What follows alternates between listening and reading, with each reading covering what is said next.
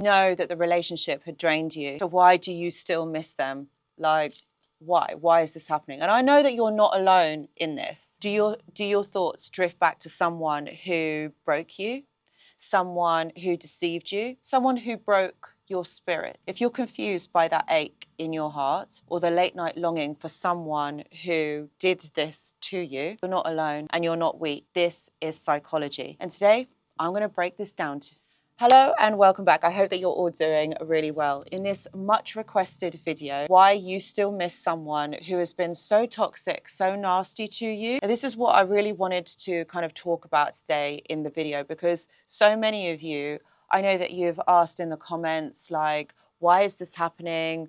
What is going on? Like, why can't I just get rid of someone? And you know what? This goes far beyond the trauma bond. And so this is why I kind of wanted to make this video and add some more kind of psychology elements to it so that you can understand exactly what is going on here. Okay, so let's get straight into it. This is all about the confusing grief of toxic love. Missing someone doesn't mean that you want them back. It means that your brain is still trying to untangle the trauma. Okay, let that sink in. It's not that you're missing them, but your brain is trying to untangle that trauma. And yes, my friends, that's what it is. It's trauma. It's a trauma-based relationship. In healthy relationships, love and pain, well, they're two separate entities. They don't go together. They don't merge into one. And this is what the issue is. In toxic ones, the two get fused. That fusion wires your nervous system to associate chaos with connection. It is psychologically damaging and the effects can last for years and years, even after the relationship is finished.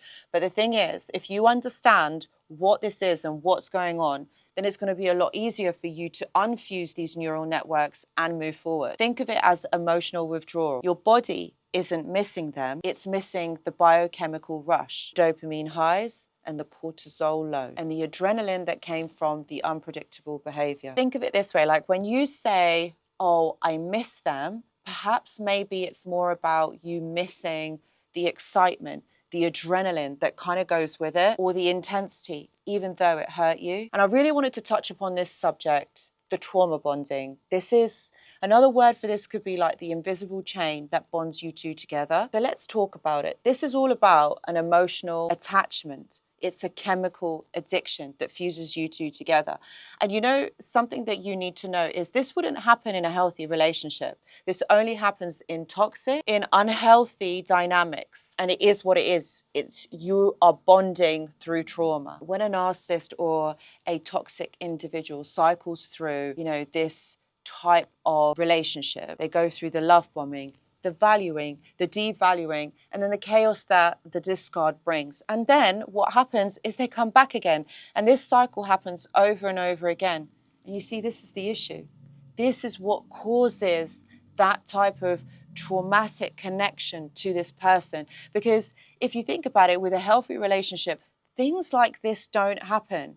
It's like what I was saying before. Love, pain, they're fused together, okay? And that doesn't happen in a healthy relationship. Your nervous system starts craving them and it starts to get stuck in survival mode. So even though you're experiencing this trauma bond, you're also in survival mode too. Oxytocin from their affection is mixed with the cortisol, with the neglect. So can you see these are two hormones that your body releases? And can you see how both of them, even though it's the high, the euphoric high, and then you've got the lows, the two of those hormones are mixed together. And this is what is toxic, because the two aren't meant to be released at the same time. These two aren't meant to be together. But when they are, it forms this toxic cocktail. That is what strengthens the traumatic bond. It's like being held hostage and calling it love. Because when your captor shows you kindness, that's all you want. That's all you're craving. But when they withdraw again, you want that kindness. You want that attention. The hardest pill to swallow is this one. You're missing who they used to be, who they pretended to be. And that's what keeps you stuck in this trauma bond for a lot longer. Like, you're hoping and wishing and wanting them to be that person that they were before. They're not. And that's what makes it really difficult for you to leave, for you to go. You know, at the start, they mirrored you. They mirrored your dreams. They pretended to be someone who you thought they wanted to be. They're not. And that's the thing. They don't have, you know what, my friends, they don't have longevity. They're not able to sustain this. And as you see, they completely change in this relationship.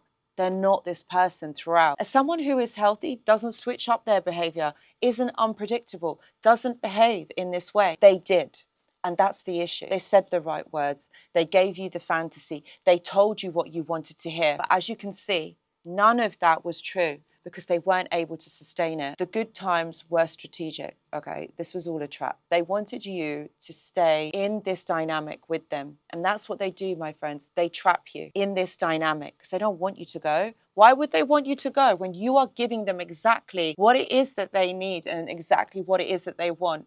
They don't want you to go. This is how they keep you trapped all the time. But what you miss is the illusion. What you miss is the illusion, the pretense of that person. They're not that. And this is what you've got to remember, my friends, is they are not this person. If they were, then you wouldn't be here now. You wouldn't be watching this video. You wouldn't be trying to Google their behavior to try and understand it. And as you can see, this isn't working. So what you really have to understand, my friends, is who this person is. You've got to see the reality of the situation. This is no good pretending, wishing, hoping that they are different. Because actually, this is abuse. You don't just roll up into someone's life, pretend to be someone, and then, switch up and change. You've got to see the reality of the situation. But the most damaging thing is that the inner child wounds get reopened. You see, it starts to subconsciously remind you perhaps of what you had experienced as a child, your wounds from childhood that haven't been looked at, that haven't been processed, that haven't been worked through. It opens it all up. And then what happens is you feel seen. Right at the beginning of this relationship, you feel seen. So this is what makes it feel good, my friends. You feel good because you are being recognized. Someone is there that is giving you that attention, that validation that you crave. And whilst it may have felt unsafe when you were growing up, your nervous system may mistake this behavior for something that is familiar, something that feels good. That's the issue.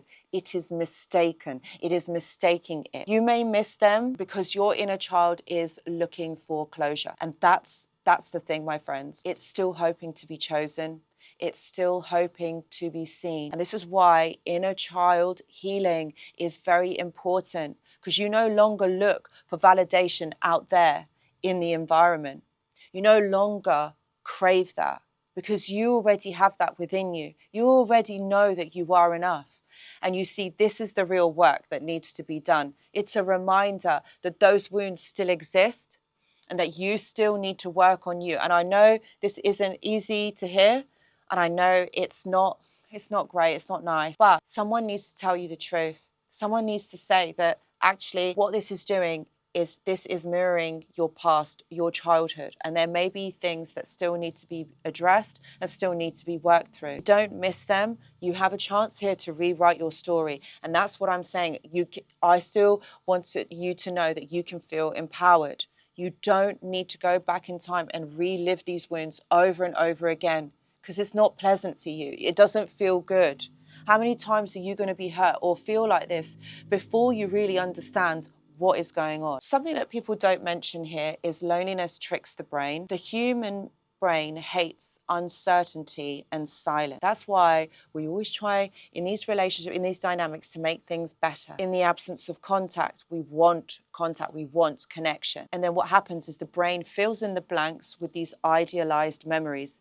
Yes, my friends, our brain plays tricks on us. You start to compare that person to the highs of that dynamic, of that relationship that you had, even though it costs your peace and you know that that person isn't healthy. You know deep down that there's something not quite right, but you still do it because you don't want to feel the pain. And our brain is wired to cut out pain so that you feel okay. It takes the path of least resistance. And remember that silence is not a connection. It's not something that happens in these dynamics. Silence, when they disappear on you, they don't even give you closure. They don't give you an explanation. So how is that? This is what you've got to look at the behavior, not what you want to see, not what you want to feel. You've got to look at the truth of the situation. The silence is your space for clarity. So how do you reclaim your power. This is really, really important, my friends, because you can do this. You can get your life back together. You need to start naming the truth. And this is what I've been saying throughout this whole entire video, is you need to name it for what it is. See it for what it is. This isn't healthy and this isn't normal to happen. You've got to see the truth of the situation. They were not safe, but I deserve to feel safe.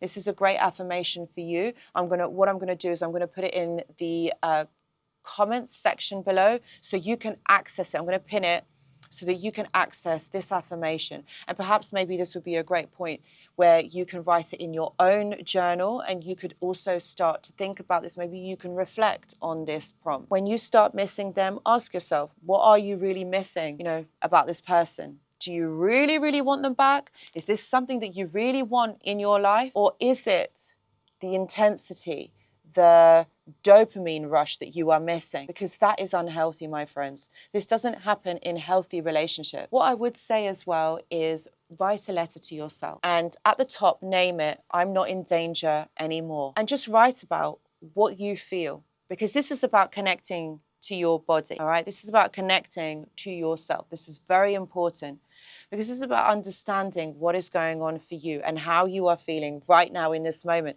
And maybe this is something that you could do over time. It doesn't mean it has to be done once. It can be done a succession of times. This will really help you to connect to you, because that is the antidote. That is the medicine to all of this, is for you connecting back to yourself. Healing doesn't mean that you never miss them, because you're going to at some times. You're going to at some point. But it also means that you don't choose them. And that also is really important, is that because you see the truth, you understand what this is. And that is healing. If this video has spoke to you, you're not crazy, you're healing. And I see you, and we've got you, okay? You're not alone on this, and there's many people that go through this. Just check the comments section, because I am sure people will write their own stories. And if you haven't, it'd be great for you to share yours as well. And if any of this has resonated, please know that I do offer one-to-one consultations. Please see the description box for more details. And if you have liked this video, please do give it a thumbs up. And if you haven't already, please subscribe to the channel. I also go live on this channel once a week as well. Please do check the community tab for when I will be going live. Guys, thank you so much for watching, and I hope to see you in the next video. Goodbye.